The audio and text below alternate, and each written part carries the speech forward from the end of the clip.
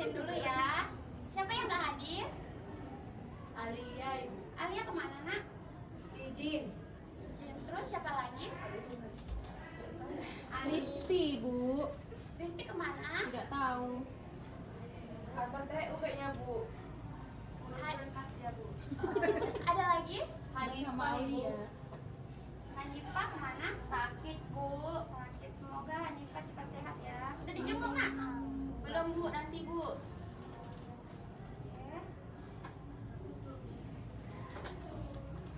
Oke. Sebelum kita memulai pelajaran, ada baiknya kita berdoa ya. Kepada ketua kelas boleh pimpin nak?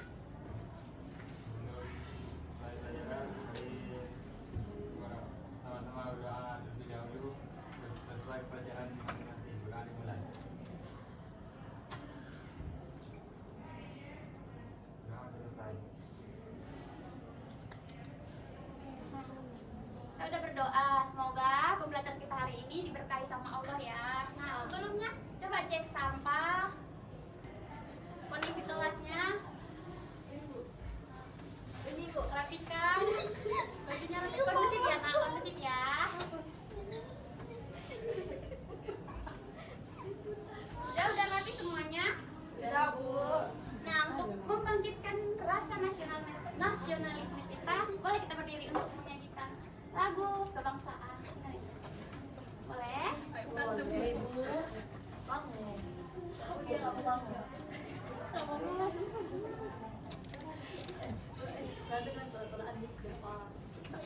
Ada yang mau pimpin di dekat? Satu orang? Henny, Bu mau. Ayo Heni. Boleh? Heni.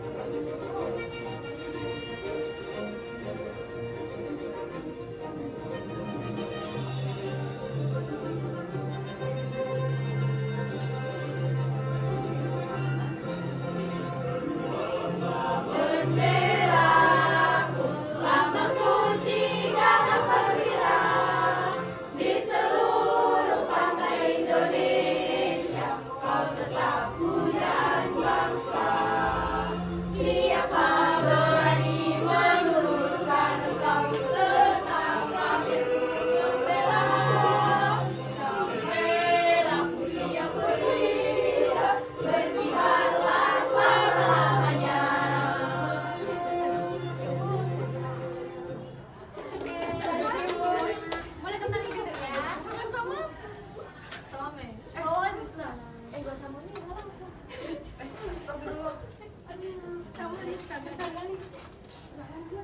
Oke, udah semangat? Udah cinta tanah air? Udah, Bu. Udah. Oke, sekarang kita masuk ke minggu lalu kita belajar tentang Penyajian data dan ukuran pemusatan data. Nah, siapa yang masih ingat apa itu penyajian data dan ukuran pemusatan data? Ada yang tahu nggak?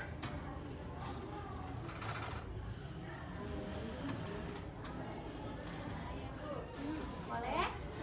Ukuran pemusatan data merupakan nilai yang menunjukkan pusat atau karakteristik umum dari pengumpulan data. Betul. Boleh berikan tepuk tangan buat kawannya. Oke, sebelumnya tadi kawannya dari mana? Ibu tadi udah absen. Dari mana, Nak? Dari Ibu absen dulu ya. Siapa namanya? Iya nih Bu, sama Yani Auni sama Fitri. Oke.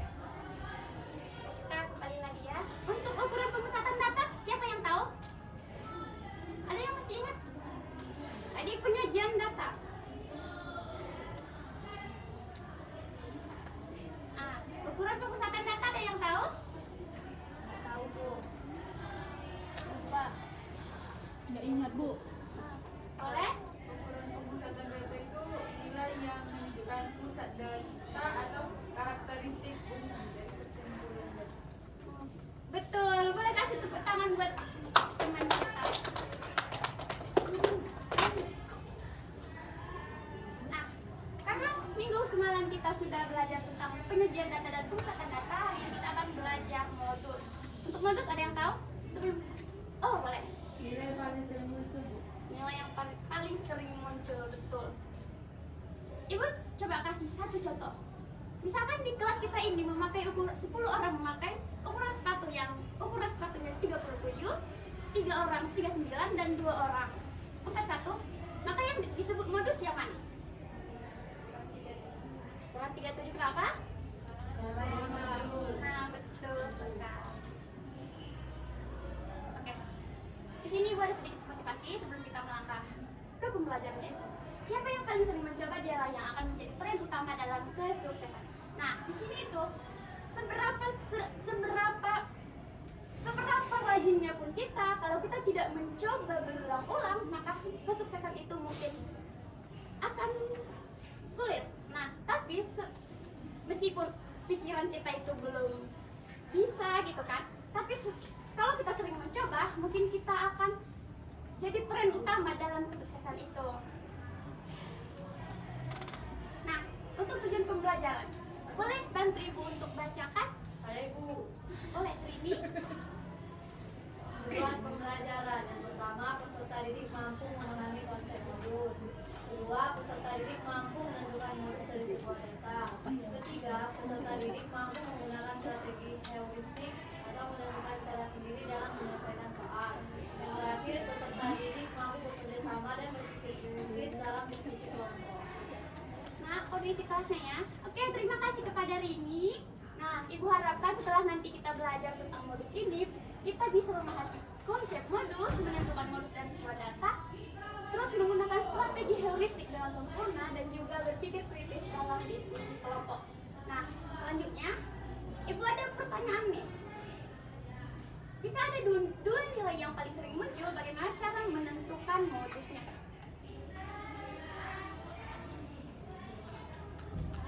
Saya Ibu. Rini, boleh.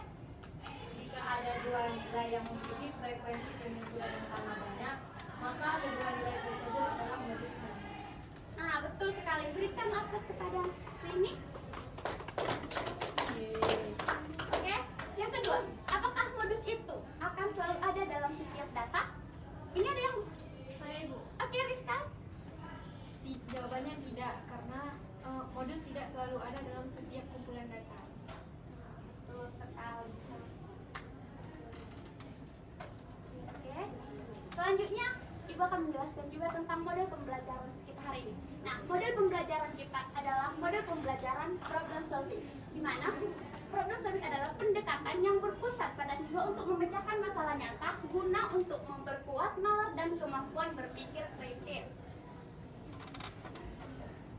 Untuk pendekatannya itu, pendekatan strategi pemecahan masalah yang menggunakan jalan pintas, mental, atau aturan praktis untuk menemukan solusi secara cepat dan efisien.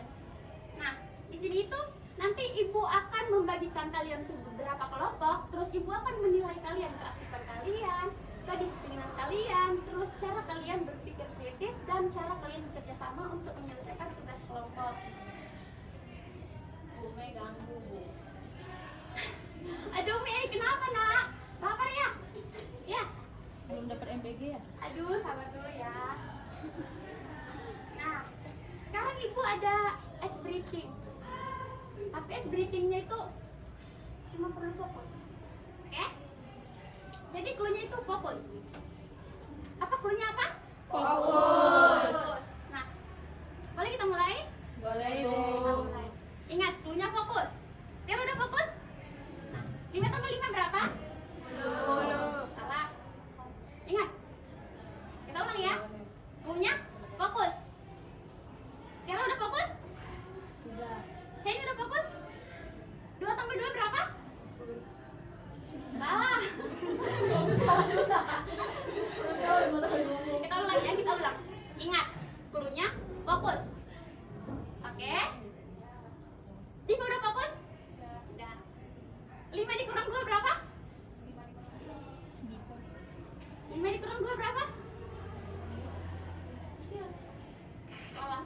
Aduh, gini. Cluenya fokus. Ingat? Fokus. 2 tambah 2 berapa?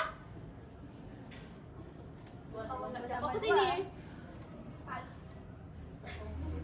Oke, Ibu jelaskan aja ya, karena susah fokus ya. Jadi kan Ibu tadi bilangnya cluenya fokus. Jadi, Ibu berapa kali bilang fokus? 2. Misal kita mulai. Udah paham kan? Kita cepat sekali ya.